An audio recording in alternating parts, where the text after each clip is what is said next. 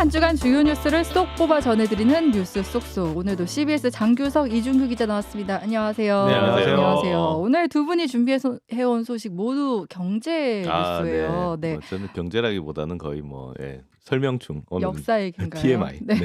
오늘 먼저 이제 장규석 기자 금 얘기를 갖고 오셨는데 네. 최근에 진짜 금값이 많이 올라가지고 예, 요즘 다시 많이 오르기 재테크 시작했어요. 수단으로 엄청 가까워졌더라고요. 이게 이제 재테크 수단이냐 네. 하는 거는 좀 이제 봐야 되는데 금은 갖고 있는다고 이자가 붙는 게 아니라서 이거는 재테크 수단이라기보다 이제 위험 회피 수단이라고 많이 얘기를 합니다. 예. 근데 이제 지난 1일인데 12월 1일 날 금값이 1트로이온스 이제 거래 단위인데요. 국제 거래 단위인데 1트로이온스당 2,089달러를 넘어서 이제 최고치를 경신을 다시 했습니다. 역배추. 코로나 시기에 엄청나게 많이 올랐다가 네. 이제 다시 좀 떨어졌다가 이번에 다시 이제 전고점을 넘은 거죠. 그래서 이제 이거 더 올라가나? 이제 이렇게 보는 네, 건데 네. 지금도 한 2,000달러 넘는 이제 가격에 이제 거래가 계속되고 있고요. 국내 금값은 조금 차이가 있습니다. 이거는 이제 환율하고 또 관련이 있는데요. 예, 지난 5월 4일에 제일 많이 올랐었는데 8만 8,000원으로 이제 최고치를 찍었고 지금 다시 이제 쭉 올라와서 86,000원대까지 올라왔습니다. 네. 그래서 국제 금값이 오르고 있으니까 아무래도 국내 금값도 계속 오르지 않을까 이런 이제 전망이 있고 보통 우리는 이제 그램으로 치면 잘 모르잖아요. 그래서 네. 이제 돈으로 많이 치는데 그쵸. 한 돈이 3.75g입니다. 그래서 지금 금 한 돈 가격은 한 32만 3천 원 정도 지금 되는데 네. 요것도 이제 어떻게 보면 거의 이제 역대 최고급으로 이제 올라온 상황이다 이렇게 볼 수 있는 건데 그래서 이제 국제 시장에서 금값이 오르니까 이제 국내 금 시장도 오를 거다 이런 전망들이 나오고 있어서 오늘 금 얘기를 좀 가져와 봤습니다. 지금 그런데 금값이 오른 이유는 뭐예요? 이게 금이 되게 복잡해요. 금값이 여러 가지 요인들이 있는데 지금 같은 경우는 이제 제일 큰 게 이제 달러 얘기입니다. 그러니까 달러 값이 떨어질 걸로 전망이 되기 때문에 이제 금값이 오른다 이렇게 보는데 그러니까 내년에 이제 미국 연방준비제도가 이제 금리 인상을 멈추고 지금 이제 동결을 시작했잖아요. 그쵸. 멈추고 내년 빠르면 상반기 늦어도 하반기에는 금리 인하가 시작될 거다 이렇게 보잖아요. 네. 근데 이제 금리 하면은 이제 이게 여기도 금이 들어가잖아요. 이제 금리라는 게 금을 맡기면 주는 이자. 지금은 이제 달러를 맡기면 주는 이자죠. 그러니까 지금 미국 달러의 금리잖아요. 네. 그러니까 달러를 맡기는 이자. 이게 바로 돈의 가격이죠. 달러의 원래 가격인데. 금리가 금에서 나온 거군요. 그러겠죠. 네. 네. 자, 그래서 좀 있으면 이제 돈 얘기를 좀 할 텐데 금 가지고. 예. 근데 이제 달러의 가격이 내려간다는 거죠. 그러니까 돈이 귀해지면 금리가 올라가고 네. 돈이 흔해지면 금리가 내려가는데 내년에는 금리가 내릴 걸로 예상되니까 올해보다 달러는 더 흔해질 거다 이렇게 보는 거죠. 그래서 네. 달러가 흔해지면 어떻게 된다? 금값은 상대적으로 올라가게 됩니다. 자산 비축을 하는데 상대적으로 가치가 덜 떨어지는 쪽으로 이제 옮겨갔다가 그렇죠. 나중에 또 상황이 바뀌면 또 옮겨가고 뭐 이런 네. 거거든요. 그러니까 이제 달러하고 금하고 이제 보통 같이 가기도 하고 또 반대로 가기도 하는데 지금 같은 경우는 이제 반대로 가는 현상인 네. 거죠. 근데 일단 금을 보면은 금은 뭐 다들 아시다시피 귀금속이잖아요. 그쵸. 기본적으로 네. 뭐 반지나 뭐 모든 액세서리에 들어가는 건 금이고요. 수천 년부터 금은 귀금속이었습니다. 네. 그리고 귀한 금속이다 보니까 채굴량이 제한이 돼 있죠. 채굴량이 제한돼 있고 그러다 보니까 이게 무조건 많이 파낼 수가 없으니까 제한된 양만 있으니까 어떤 가치를 측정하는 기준이 이제 되기 시작을 하는 거죠. 가치 측정의 기준이 되고 게다가 이제 금은 또 되게 무르잖아요. 그러니까 다른 금속보다 무르니까 잘라서 네. 거래하기 되게 좋은 거죠. 음. 그러니까 금괴 같은 걸 들고 다니다가 내가 좀 뭐 조그만 물건을 사야 되는데 그 금괴를 다 줄 수는 없으니까 잘라서 줄 수도 네. 있고 이제 요런 이제 금속이긴 한데 잘라서 줄 수 있다. 다이아는 그게 불가능하죠. 네. 그다음에 뭐 쇠 같은 경우도 되게 힘들잖아요. 네. 그러다 보니까 이제 어떤 그 가치를 측정하는 기준 또 이제 화폐로 이제 쓰이기 시작을 했는데 네. 뭐 우리가 금이 화폐로 쓰인 건 잘 알고 있잖아요. 근데 이게 금이 좋은 점도 많지만 제일 안 좋은 점이 뭐다? 무겁다는 거. 들고 다니면 무거워요 일단. 네. 어쨌든 금속류니까 쇠붙이류니까. 금은 특별히 더 무겁습니다. 네, 무겁고 그다음에 또 이게 무르니까 또 깎아내기가 쉽잖아요. 네. 이게 또 이제 단점이 뭐냐면 이제 옛날부터 이제 이게 돈 맡아주고 돈 빌려주고 대금업이 있었을 거 아니에요. 네. 그러면 대금업자들이 금화를 조금씩 깎습니다. 티 안 나는 느낌으로 금가루로 이렇게. 네. 금가루를 조금씩 깎아내가지고 점점 동전 모양이 점점 이상해져. 네. 금화가 그래서 출토된 금화들을 보면 이상하게 한쪽이 깎여 있고 이런 경우들이 되게 많고요. 중세까지도 이런 일이 있었는데 어떤 일도 있었냐면 금화를 주머니에 넣어가지고 막 흔듭니다. 네. 막 흔들면 금끼리 부딪혀서 가루가 떨어질 거 아니에요. 네. 그 금가루를 모아서 다시 녹여서 금을 만드는. 예. 이거를 이제 금이 땀을 흘린다고 해서 뭐 골드 스웨팅이라고 하는데 예. 땀을 내 가지고 이제 하는 그런 경우도 있고. 그러니까 이게 뭐냐 장난치기가 좀 수월한 또 이거 있어요. 그러다 보니까 이게 이제 신용을 금화를 믿을 수 있냐. 이래서 유명한 말이 악화가 양화를 구축한다는 말이 거기서 나온 거예요. 네. 좋지 않은 돈이 제대로 만들어진 돈을 갖다가 그쵸. 계속 대체를 하기 시작했죠. 좋은 돈은 내가 계속 가져가고. 한국은행에서 그 지폐나 이런 데 보면은 훼손 정도에 따라서 그 가치를 인정해 주냐 안 인정해 주냐 있는데 그건 이제 불에 탔을 때. 그런데 금화도 사실은 원형이 유지가 되고 이게 얼마짜리인지가 보이기만 하면 사실은 화폐 가치 인정받을 수 있으니까 그런 식으로 또 범수가 나오는 거네요. 이제 뭐 그런 장난들이 막 쳐지는데 1609년에 암스테르담 은행이 설립됩니다. 네덜란드에. 이 네덜란드 암스테르담 은행이 처음에도 이제 다른 은행처럼 금은을 맡아주고 근데 이제 좀 독특했던 게 금은을 내가 맡아주는 대신에 내가 가령 이제 조태미 앵커가 나한테 금화 열량을 맡겼어. 그럼 금화 열량 맡겼음 이렇게 이제 써서 주는 거죠. 그러면은 이제 조앵커 같은 경우는 이제 딴 사람한테 뭐 쌀을 한 10가마니 샀어요. 그게 금화 열량짜리다. 그러면 내가 열량짜리 표가 있으니 암스테르담 은행 가서 이거 바꿔가세요. 이렇게 되는 거예요. 그러니까 금의 가장 큰 단점이 뭐다? 무겁다는 거죠. 그쵸. 근데 안 들고 다녀야 되는 거죠. 이제부터. 그러기 시작하니까 일종의 이제 뭐라 그래야 되죠? 이제 은행에서 수표 같은 거죠. 내가 이제 이만큼 보관을 했는데 너가 이만큼 나중에 은행 가서 찾아가세요. 이런 식으로 해서 이제 계좌이체 같은 이제 그런 것들이 가능하기 시작해진 거죠. 게다가 이제 그 암스테르담 은행은 금을 깎는다거나 뭐 이런 장난을 전혀 안 쳤어요. 장난을 일단 안 쳤어. 그리고 오히려 금괴를 내가 갖고 가잖아요. 그러면 금괴를 주조를 해가지고 돈으로 만들어줬어요. 수수료에서 10원도 안 받고. 그러니까 이 암스테르담 은행은 믿을 수 있다. 그러네요. 이러다 보니까 오히려 이제 내가 집에 금 갖고 있으면 도둑도 들어오고 이러니까 그냥 금을 맡기기 시작한 거예요. 거기다가 금을 막 맡기는데 이 사람들이 근데 금을 맡겨놓고 금만큼의 돈을 다 찾아가 지급 수표를 다 찾아가냐 그렇지가 않아요. 금을 필요한 만큼만 가져가는 거죠. 그렇죠. 필요한 만큼만 떼가고 암스테르담 은행에 맡겨두는 진짜 거예요. 보관하는 거예요. 그러니까 은행이 생각하는 거죠. 금이 많이 남는데 이렇게 생각하는. 그러니까 그때부터 돈을 만들기 시작합니다. 지폐 돈. 금만큼의 돈을 찍어서 가령 뭐 이 기자가 10량을 맡겼는데 2량만 가져갔어. 그러면 8량만큼의 금이 남잖아요. 여분이 있는 거예요. 이 금만큼의 돈을 찍어서 다른 사람들한테 주는 겁니다. 대출이 시작되는 거죠. 그러네요. 대출이 시작되고 여기서 얘들 마진이 나옵니다. 그렇죠. 그러면서 화폐가 돌기 시작하고 옛날에는 금을 가지고 유통을 했어야 되는데 금을 아니고 금은 안 갖고 다니지만 금이 있는 만큼의 돈이 그 나라에 돌기 시작하는 거예요. 그러네요. 그러니까 신용 경제가 창출이 되는 거예요. 그러니까 경제 규모가 커지는 겁니다. 자본 시장이 이제 그러면서 네덜란드가 스페인에 무적 함대가 있었지만 그 뒤에 네덜란드가 해상 무역 패권을 가져오게 됩니다. 왜냐하면 배를 만드는데 돈이 많이 필요하잖아요. 근데 경제가 팽창을 하니까 그 커진 경제로 배를 만들기 시작하는 거죠. 그때 나온 게 동인도 주식회사입니다. 그러니까 주식회사도 거기서 나오기 시작한 거예요. 그래서 이게 이제 어떤 이제 해상 패권을 장악하는 가장 큰 역할을 하게 되고, 그다음에 이 암스테르담 은행이 전 세계 중앙은행의 시초가 됩니다. 너무 재밌네요. 신용 경제의 시발점 같은 그러니까요. 느낌이네요. 그러면 지금 이제 우리가 쓰고 있는 돈은 뭐 우리가 보통 이제 이게 가치가 있다고 생각하는데 실제로는 금을 바꿀 수 있다. 요 믿음에서 시작을 한 거네요. 그러니까 이제 종이에 쓰여진 거는 숫자에 불과하잖아요, 사실은. 그리고 이 숫자를 쓰여진 걸 가져가면 금으로 바꿀 수 있다는 믿음이 없으면 화폐가 성립이 될 수가 없어요. 그러니까 이제 우리가 역사를 보면 이게 금이 왜 중요한지를 이제 알게 되는 거죠. 그러니까 금을 보관돼 있는 만큼 돈을 발행할 수 있고 내가 이 종이 돈을 다시 갖고 가면 은행에서 금으로 바꿀 수 있다. 이 믿음이 있기 때문에 신용이 창조되고 경제가 돌아가고 화폐가 돌아가는 겁니다. 근데 그러면은 제일 중요한 건 뭐냐면 발행된 화폐량만큼 금을 갖고 있냐 은행이 이게 제일 중요한 거예요. 믿을 수 있냐 이 문제니까. 근데 이제 이 믿음이라는 게 역사를 보면 항상 깨집니다. 뭐 로마 시대 때부터 거슬러 올라가긴 하는데 보통 보면 이 믿음이 깨지는 때가 언제냐면 전쟁 때입니다.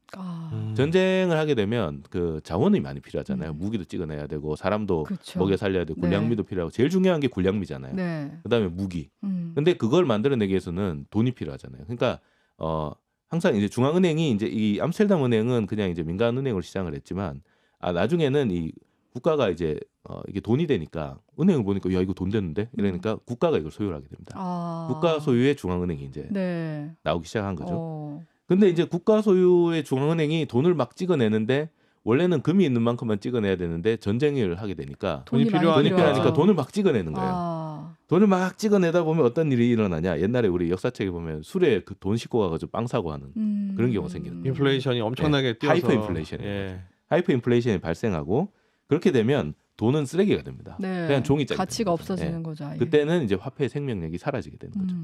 그리고 이제 패전국도 이제 그렇게 되고 네. 승전국 입장에서도 이제 그 많이 돈을 많이 찍어내다 보니까 승전을 했지만 좀 이게 이제 나라의 어떤 기운이 이제 쇠하는 거죠. 영국 네. 같은 경우가 그런 건데 영국이 1차 세계대전, 2차 세계대전을 하면서 파운드를 많이 발행을 하는데 영국이 그 당시에 전 세계에서 금이 가장 많은 나라였습니다.